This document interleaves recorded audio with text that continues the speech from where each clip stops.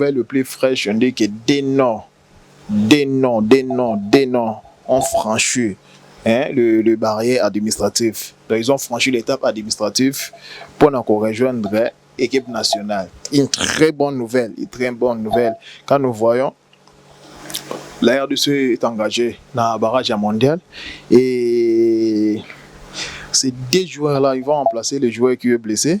Et les deux noms-là qui ont franchi l'ère du document administratif sont Jérémy Ngakia ainsi que Bradley Loko. Une très bonne nouvelle pour nous. Très cher Internet, bonjour, bonsoir, ça dépend de l'heure où vous nous suivez à ce moment. Il y a bien des serviteurs, on parle de Sango Belon Kolama. Toujours dans le cadre, il y a Koluka, toujours, Pépite Nabiso, toujours jouer, renforcer l'équipe nationale. Et ça, il est tellement joyeux de voir que ces deux noms ont franchi l'ère. Ils ont franchi leur étape administrative pour rejoindre l'équipe nationale. Jérémy Ngakia de Watford.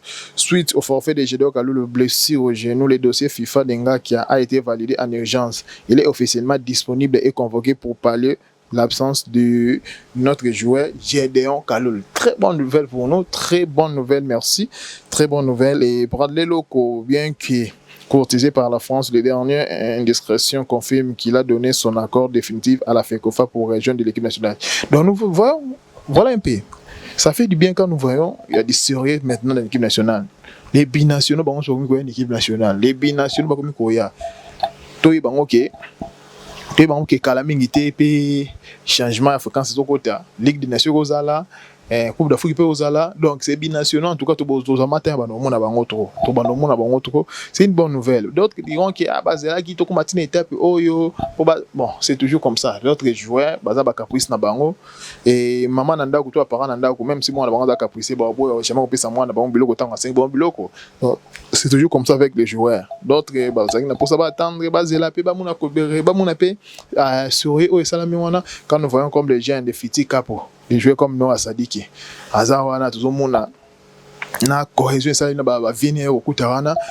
Comment déjà Noah Sadiki, très bon joueur talentueux, il est courtisé dans l'équipe européenne, à l'équipe nationale. Et ben, il est battu le bloc à bon, et celle bango peut bien. En tout cas, et pousser bango Bakassi, il y a Kopona, équipe nationale à Bissau. Quand nous voyons des joueurs comme des Seni, Mayul Oyo, il y a Paris Saint-Germain lui aussi, Aza dossier des en cours. En tout cas, vous avez écouté ce moni Seni Mayulo, lobby à pour l'équipe nationale, il y a Léopard. Donc Jérémy Ngakia, il va pallier l'absence de Gédéon Kalulu. Tu as déjà qui est plus souvent des le patron Wan Bissaka. Azane wana mais la poste de mort va toujours doubler. Tu es bien tu la poste de mort tu dois jouer non jamais. Il faut doubler. Wan Bissaka ça jouer. Il peut se faire aussi dans match à Lembi. A su blessé, donc il faut zadana eliema latéraux mususu ya makasi pour ko pallier vidouana. Ça vraiment c'est une très bonne nouvelle, c'est vraiment une très bonne nouvelle. Donc na ba recherche tout ça toujours nous oui que ben nous ba recherche tout temps toujours sur la pour entourer ces nouveaux venus. De ça, va continuer de s'appuyer sur la colonne vertébrale. Chancel Mbemba, le capitaine Yohan Wissa, qui est de retour de blessure, Théo Bongonda, c'était Bakambu. Ouana Bazaba, 4 équipes nationales. La RDC attend de retrouver la Coupe du Monde depuis 1974. Là, nous le savons tellement bien. Et ce que nous devons savoir aussi, tout à l'heure, ils ont concerné Bissou Makassi et ça, Jérémy Ngakia. Jérémy Ngakia, il est éligible, oui. Il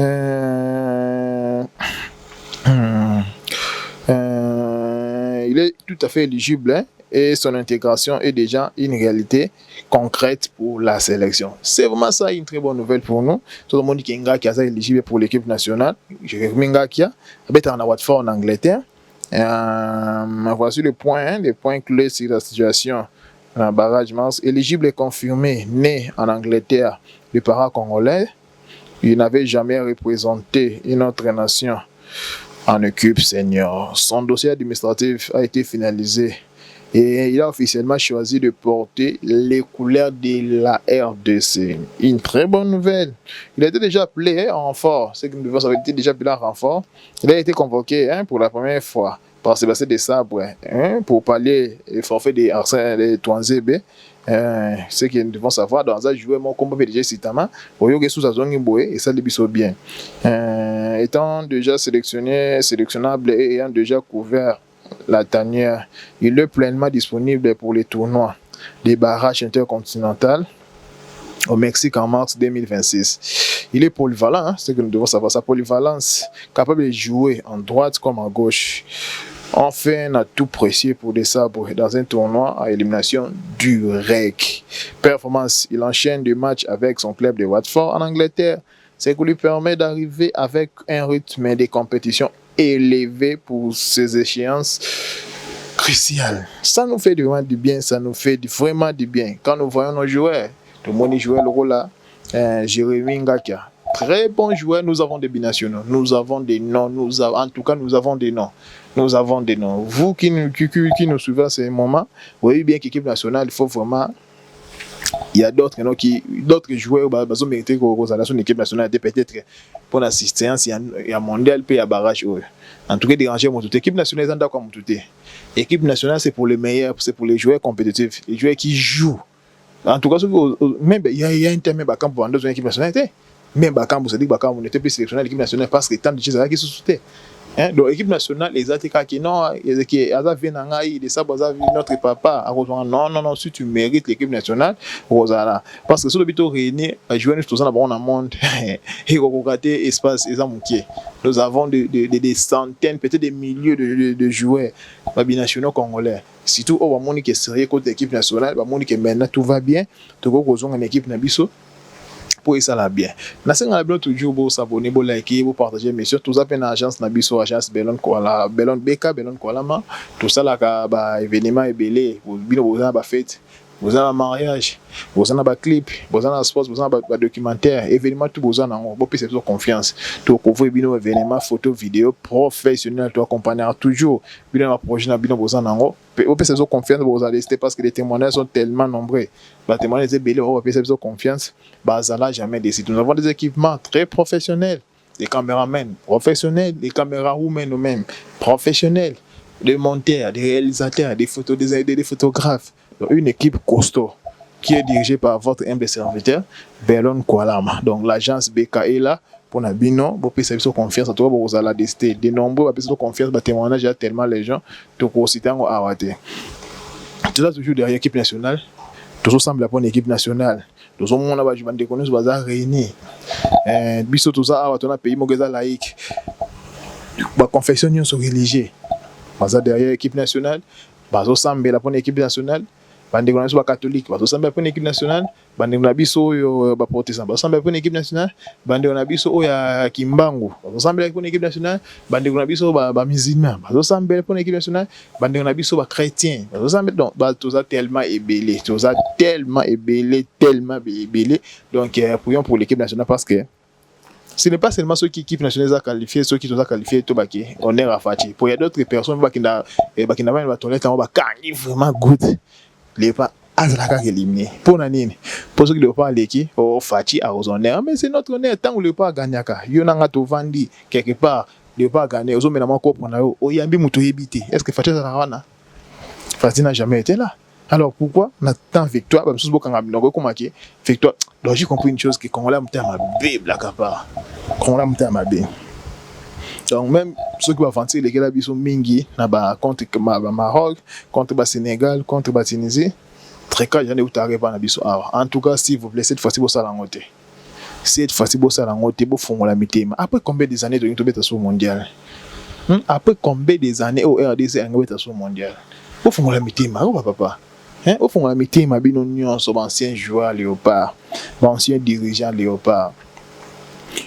Tout fond la métier ma. Bien animateur même pas la sélection va kinde, na pas la sélection va kinde té. Tout fond la métier ma. Tout soko la métier ma na biso tout tika Léopard abet. Et ça on est na biso raté, on est na biso nyos. Peut-être aujourd'hui et ça biso qui to ko chance soit on va appeler soso na pour na biso to beta. L'équipe Oyo, ils ont joué les meilleurs joueurs du monde, qui est Cristiano Ronaldo. Ça fera du bien. Et tout le monde a joué à Nabiso. Tout le bêta, la compétition est bon, au bas de la professionnel, la bêta de la grande compétition. Comme on a déjà match, match contre l'équipe, le rôle il y a Messi, le meilleur joueur du monde aussi. Tant que l'équipe, le roi, vu qu'il mange déjà grand, et ça la publicité pour jouer à Nabiso. Et ça la publicité pour jouer à l'équipe où est allé. Pour bêta jouer le roi à Portugal, l'équipe le roi à Portugal. Présent c'est Cristiano tant aux bêta. Si tout ça les performances moins bien contre qui joue à Wana. et m'a tapé point de joueurs parce que ces deux-là, ce sont des légendes, ils sont des meilleurs joueurs de leur saison, de leur temps, je peux dire. Pour moi, mais c'est le meilleur joueur du monde. Cristiano Ronaldo, il est le meilleur joueur du monde. En tout cas, là, ils ont un moteur boy. Donc, on a combien pour le monde déjà en Portugal, ils ont vraiment une très bonne chose. Tout font la thème. Nos joueurs sont des professionnels, ils ont le même niveau que Messi, ils ont le même niveau que les Cristiano parce qu'ils jouent dans des compétitions internationales et des grands clubs aussi. La compétition, tout le monde a qui léopard. Tout le monde contre l'équipe de Portugal, contre la Colombie, en tout cas, et ça, bien, tout font la mitema, tous à la qualifier. Tout ça, on pose la qualification, tout sur la norme, bon, qualification, et au ça, la même bandération, ça, est bien. Parce que, bah, ça, souris, moi, bien, qu'à la temps, on a un match, et que, bah, c'est qui est, c'est, on a, bah, yamane les sous, et ça, là, bien. Parce que match est capable de yambisa bangonia to vendre bana de autres bana mais sentiment bi vraiment de télévision bali mon cher wo to yambani bilenga tout monde on football qui président ko yamba inconnu peut-être mutu moko supporter moi qui pembe na ba yambani pe na président bilenga na isa mana sport msute ezaka football yo benga ngo sport roi. Alors to ça léopard chance la qualification est sérieuse c'est que nous devons savoir que Jérémy Ngakia remplace Gédéon Kalulu qui est forfait pour la match à barrage et il y a d'autres non au Béza si t'amènes à Siona tu vas dans parce que le dossier côté de dossier administratif on a même te proposer un problème pour éligibilité là pour la match où il y a vraiment temps pour dossier c'est vraiment temps mais quand ils ont manqué contre match il y aura d'autres qui seront là il y aura d'autres qui ne seront pas là mais tout ça va tout confier parce que l'union fait la force tout ça pour nous soutenir tout ça toujours pour nous c'était votre MB serviteur Belon pour la mabosa abonné pour liker pour partager tout contenu pour les amis.